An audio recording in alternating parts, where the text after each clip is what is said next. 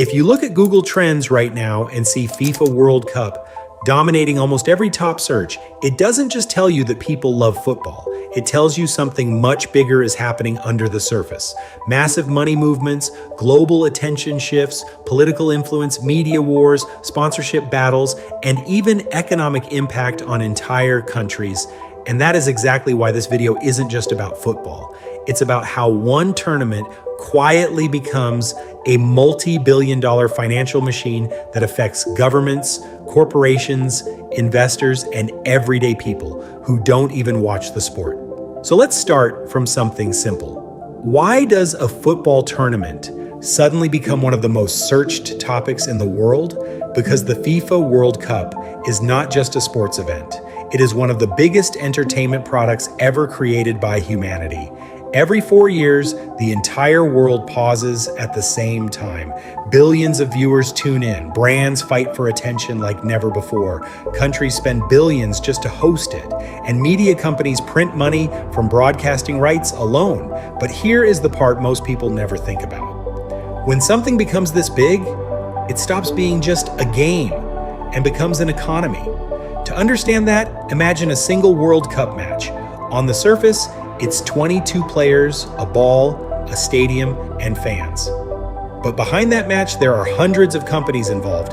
Broadcasting networks like ESPN, BBC, and beIN Sports paying billions for rights. Sponsors like Adidas, Coca-Cola, Visa, and Hyundai paying massive fees just to associate their brand with the event.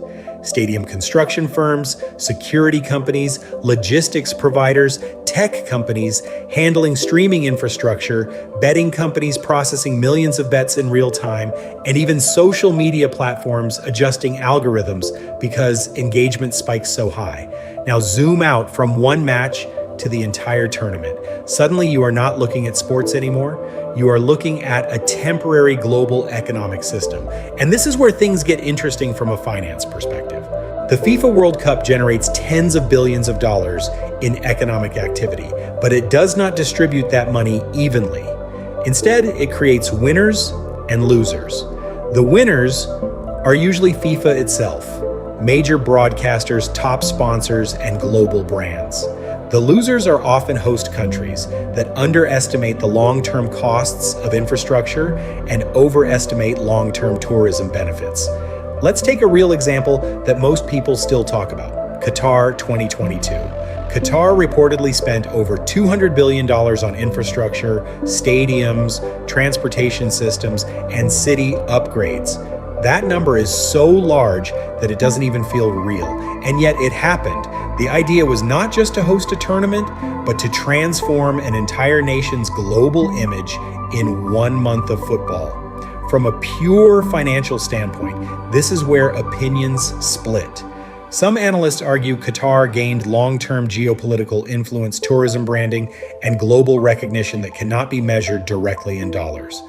Others argue that the return on investment is extremely low compared to the cost, especially when you consider that stadiums have limited use after the event.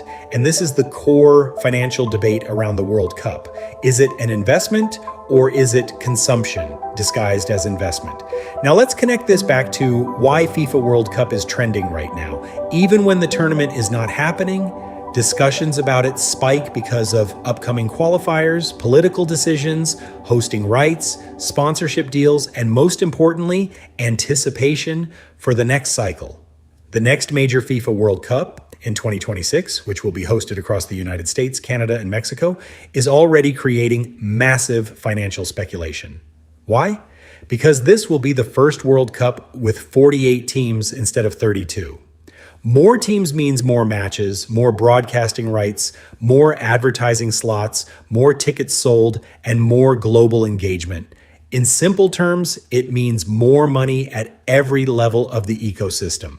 Broadcasting rights alone are expected to break previous records. Media companies are not just buying content, they are buying guaranteed global attention.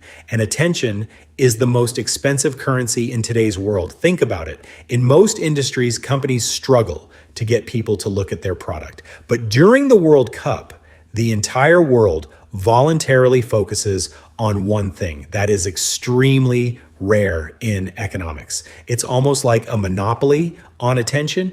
Now let's talk about sponsorships, because this is where things get even more interesting. Companies don't sponsor the World Cup just for logo placement. They do it because of psychological dominance. When a brand appears repeatedly in emotional moments like goals, penalties, and final wins, it creates long-term memory association. That means even after the tournament ends, people subconsciously link success, excitement, and emotion with that brand. This is why companies are willing to pay hundreds of millions of dollars just for exposure. In finance terms, they are not buying advertising space, they are buying emotional real estate inside the human brain. But there is another side of this economy that people rarely talk about: betting markets. During the World Cup, global sports betting volume increases massively. Millions of people place bets on matches, outcomes, and even small in-game events. This creates a parallel financial ecosystem that operates alongside the official economy of FIFA and sponsors. Some estimates suggest that illegal betting markets alone can exceed legal betting activity in certain regions. From a macroeconomic perspective, this is important because it shows how one event can temporarily shift consumer spending behavior across the globe. Money that might have been saved or spent elsewhere gets redirected into entertainment risk-based behavior. Now let's move to host countries again, because this is where long-term financial consequences become very visible. When a country wins the right to host the World Cup, it is often celebrated like a national victory. Politicians promise economic growth, job creation, tourism boosts, and global recognition. And in the short term, some of that is true. Construction jobs increase, infrastructure improves, hotels and airports expand. But the real question is what happens after the tournament ends. Many stadiums built for the World Cup become underutilized. Maintenance costs remain high, but usage drops. This is often called the white elephant problem in infrastructure economics. A structure built for a one-time global event becomes financially inefficient afterward. However, not all host countries face the same outcome. Countries with existing sports infrastructure, like the United States for 2026, are expected to benefit more sustainably because they are not building everything from scratch. Instead, they are using already existing stadium networks and upgrading them. This difference is crucial because it shows that the financial success of a World Cup is not only about revenue generated during the event, but also about cost efficiency before and after it. Now let's bring this back to media and why your Google Trends feed is flooded with FIFA searches. The internet has completely changed how sports economics works. In earlier decades, the World Cup was a television-driven event. Today, it is a social media-driven global content explosion. Clips go viral within seconds. Memes spread faster than match analysis. Influencers, journalists, and even finance creators break down matches in real time. This creates a feedback loop. More engagement leads to more algorithmic promotion, which leads to even more searches, which leads to even more trending status. And that is exactly what you are seeing right now. But here's the part that connects directly to your channel. Even though FIFA World Cup is a sports topic, it is fundamentally a financial story. It is about global money flow, advertising psychology, investment decisions, infrastructure spending, and return on massive capital projects. Because if you think about it, your audience is not just interested in money, in stock markets or business. They are interested in how money moves in the real world. And there are very few real world events where money moves more aggressively than during the World Cup. Let's break it down even further. Ticket pricing alone is a dynamic pricing system influenced by demand, location, and match importance. Final matches can cost thousands of dollars per seat. That means a single stadium becomes a short-term, high-value asset with fluctuating market pricing similar to luxury goods. Merchandise sales also spike globally. Jerseys, flags, collectibles, and limited edition products create short-term consumer spending surges across multiple countries simultaneously. Then there is digital streaming. Platforms compete for exclusive rights, and subscription numbers spike during tournament months. Some platforms even introduce temporary pricing strategies just to capture World Cup traffic. All of this creates a temporary global economic spike centered around one event.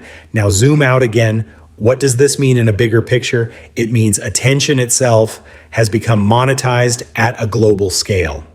FIFA is just one of the best examples of this system working perfectly.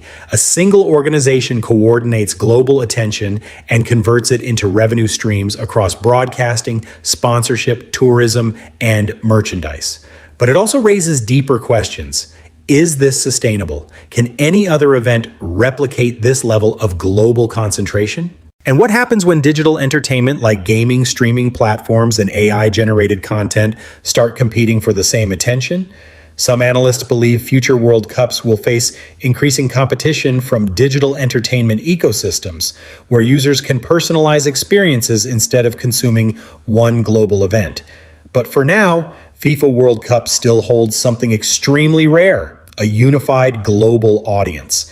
And that is why it keeps trending.